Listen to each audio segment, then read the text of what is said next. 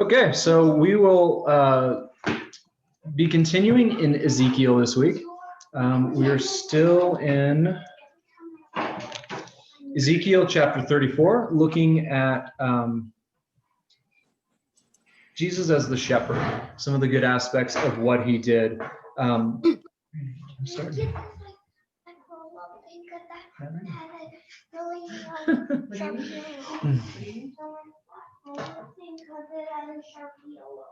And I wanted to start with something of a disclaimer. I think talking with people afterwards last week, discovered that I was not communicating myself very well, and a few people kind of perceived what I was saying about worry as kind of your classic, hey, pray away the worry or something, and that's not what I was going for. So I apologize if that is what you're hearing. My intention was that God has been there in the past for us, and we need to recognize our blessings in times when we are suffering, times when we are afraid or anxious. We can recognize that God has been there before us in the past, and he will be for us there for this time. Therefore, we don't need to worry. We do have a lot to trust in. So I guess if you want a real pastor who can, deliver sermons that say what they're supposed to be saying, go to a real church, right? So this week we are going to look at Ezekiel 34, and I figured after I botched up, the do not worry, this entirely comforting passage, we just try the other direction. So we're going to go with a passage on judgment. I'm sure I'll do spectacularly with that one. So again, I'm in Ezekiel chapter 34, where Jesus and God say, I myself will feed my flock. I'm going to make them lie down. This is what the Lord says. I will seek out the lost. I will bring back the strays. I will bind up the wounded and strengthen the weak. But the fat and the strong I will destroy, because I will tend my sheep with justice. So the Lord proclaims to them, I will judge between the fat and the lean sheep. You shove with your shoulder and you flank. With your horns you ram aside the weak sheep until you've scattered them outside. But I will rescue my flock so that they will never again be prey. I will even judge between the sheep. I will appoint for them a single shepherd, and he will feed them. My servant David will feed them. He will be their shepherd. So the issue that is being talked about here is one that Cooper was in training last weekend, and the person said she was guarding resources. Wasn't that the phrase? Yeah, resource guarding. Resource guarding is the term they use in dog training. But I thought that was a pretty good term for what we see going on here, right? It's what we see a lot of the time with people who have power, people who have influence, tend to protect themselves first. And if they feel comfortable enough, then maybe you can extend it. And the time when this is spoken was a time of dire stress. And these leaders, compared to sheep, were not taking care of the folks. They were not following through what God wanted for them. So the passage I picked out of the New Testament to kind of give another reflection on this, I don't think it's as obvious of a resource in this one. It has more to do with influence and the way people are being perceived, but it is Jesus talking in Matthew 23 about some of the religious leaders that he's butting heads with. So in a similar vein, not resource guarding in the actual resources sense, but in kind of influence and thought. Here's what he says. Then Jesus spoke to the crowds and his disciples. The legal experts and the Pharisees sit on Moses' seat. Therefore, you must take care to do everything they say, but don't do what they do. For they tie together heavy packs that are impossible to carry.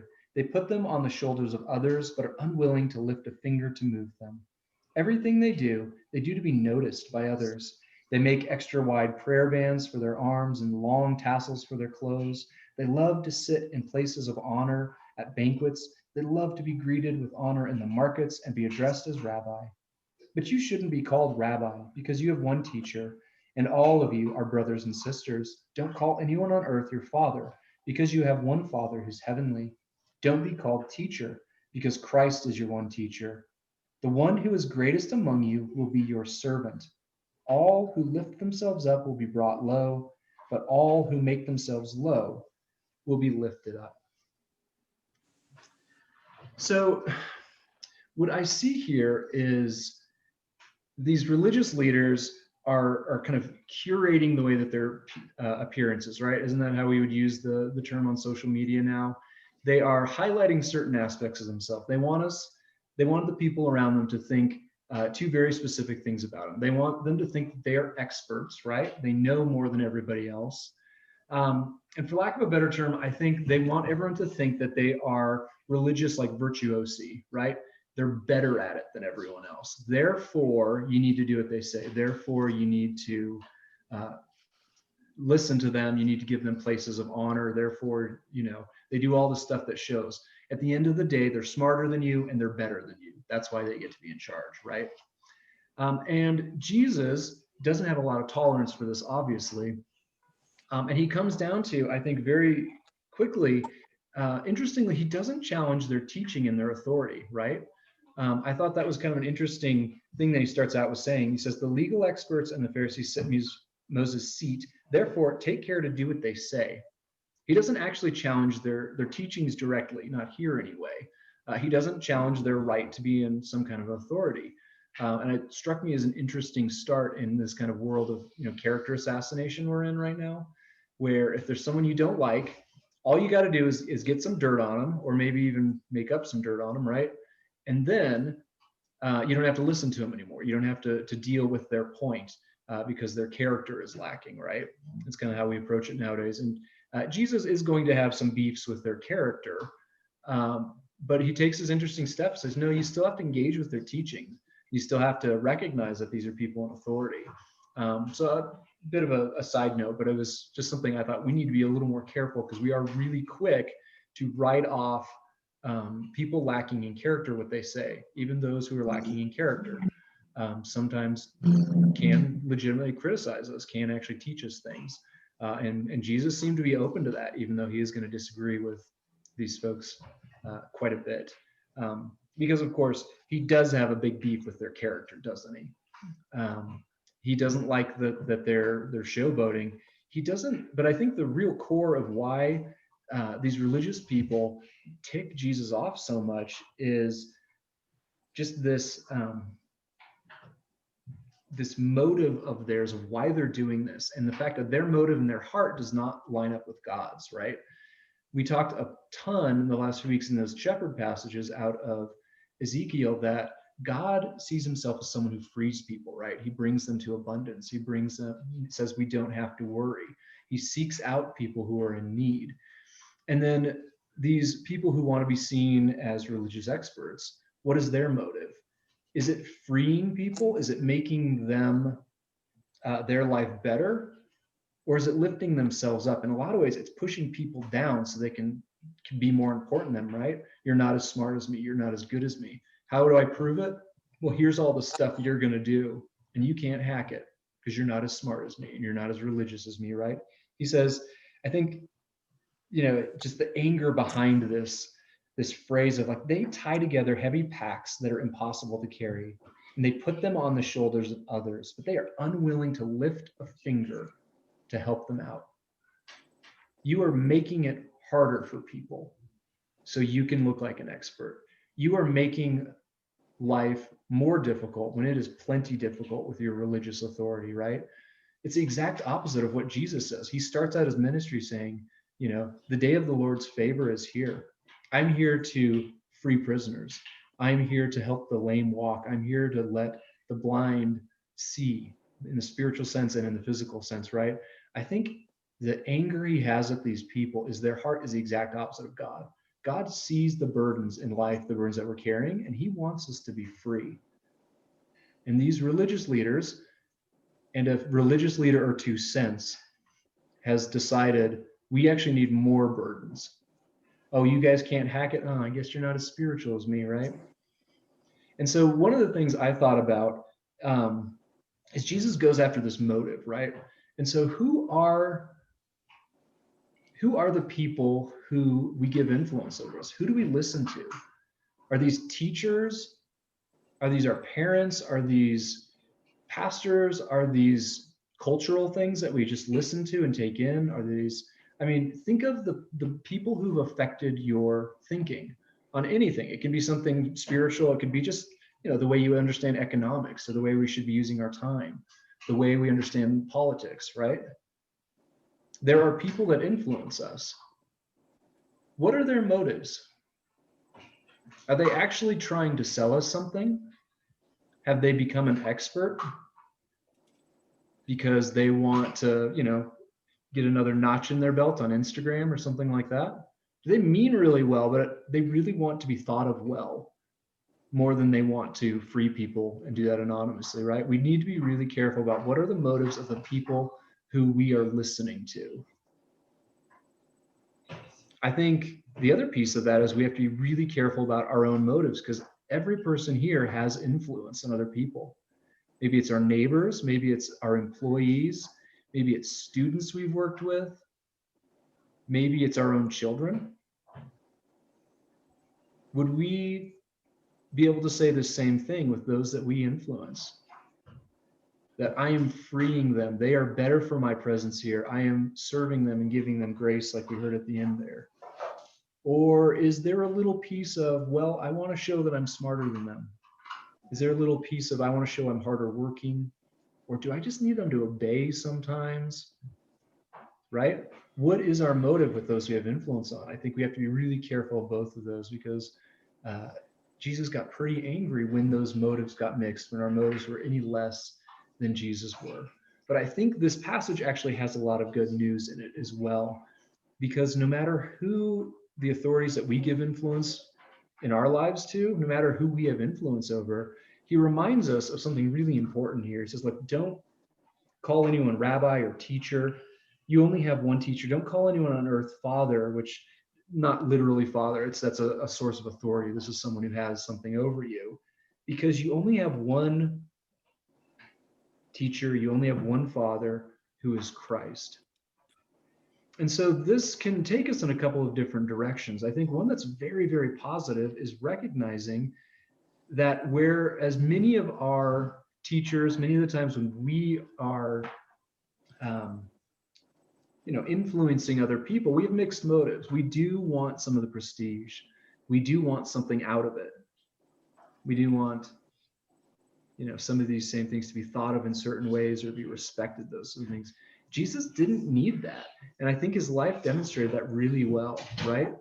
His motives were pure. He was there to help people. He was there to free people. He's there to show us how it's supposed to be done. And we don't need to submit ourselves to any of those other things at the end of the day. And so I think one thing that's important is we need to be really careful about kind of our favorites and our preferences, whether that's the traditions we like, our ways of thinking, specific teachers, specific authority structures, specific books, or theologies, or blah blah blah. We need to approach all those things with humility, because at the end of the day, those are all interpretations of the world and what God is doing, just like those teachers were that Jesus was butting heads with so much, right? Those are interpretations, whereas Jesus says, no, I have the perspective, I have the authority, I can tell it to you like it actually is. And his motive is so much better than any of these other ones. So I think we need to have a little humility with even our own authority, but also with those of the people we trust. Just keep in mind that these are fallible human beings, even when their motives are as well as we mean them to be. They are less than Christ. We don't want to give them too much power over us, because we were meant to be free. We were meant to submit to someone like Jesus. And I think something else that's really encouraging in this passage is, he says, like, you want to really know what a good leader looks like. The one who's great among you will be a servant. Everyone who lifts himself up will be brought low, and those who make themselves low will be lifted up. Advent is a lot of ways about surprising ourselves all over again, right? That God chose to make himself so low that he would be born in a manger, a filthy trough for animals, to incredibly poor parents in the backwoods of the world. He was very willing to go low. He was willing to be misunderstood. He was willing to serve people who would generally not appreciate it. Why? Because he's great.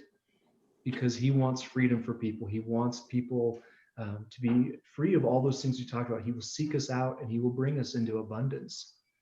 We don't have a teacher like this. We can always enjoy this contrast that he was someone who served. We don't need to put ourselves under the authority or the influence, or we don't need to have authority or influence people in the same ways. And so if this is who we're waiting for, if this is who we were reminding ourselves that we serve again, I saw two kind of just quick things for us to be living out. One is there is a radical equality in this passage, which I think is so neat. He just says, don't call anyone teacher or rabbi, because you only have one teacher. You are all brothers and sisters. You are all brothers and sisters. I think that's probably an even better way of saying that thing that we remind ourselves of so much here in this community, that we all have things to teach and we all have things to learn. We are equal. There is no authority here except Christ, the one whose motives are correct, the one who loves us and wants us to be free. And I think the other really important thing is religious people have a bad tendency, and experts have a bad tendency of drawing lines, right? Here's who's in, here's who's out, here's who I'm better than, here's who's dirty, here's who's clean, blah, blah, blah. Jesus didn't have a lot of use for those lines that we are constantly drawing as members of humanity. He radically included people. He said, you only have one authority, and that one authority says, welcome. Come and be free. And so when I see this passage where Jesus is talking about separating people out, judging people's motives, judging the leaders that are not taking good care, I think it could be kind of scary because we know we all fall short and we take care of ourselves sometimes. Or I think it can be actually really encouraging, recognizing, yeah, we're going to get it wrong. The people around us are going to get it wrong, but our master isn't. He does this thing right, and that is who we follow. That is who we can find freedom in, not in any worldly authority, not in any teacher, not in any tradition. Those things can be valuable, but we need to keep all of them with humility, recognizing they're all going to fall short, but our king won't, our shepherd won't. That's who we celebrate at Easter. That's who we celebrate at Advent. That's who we celebrate at Christmas. Celebrate him at Easter too. That's what we're waiting for, the start of this story of the great God who became humble, to show what leadership and servanthood is actually like. Any thoughts or questions on that? Make sure you unmute yourself if you're muted.